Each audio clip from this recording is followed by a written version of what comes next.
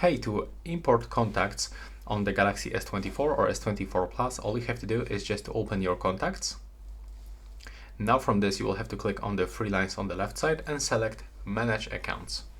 Then you will have to select Import Contacts and select For on Cloud Storage. Click just right here, and you can actually switch between your internal storage, or if you have it on your Google Drive or OneDrive, you can pick this file from this place.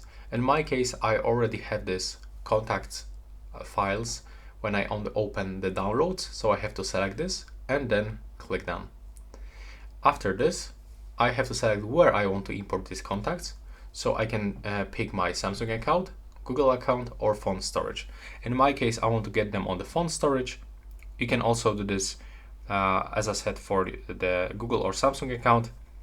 Click import and then click OK when it's finished.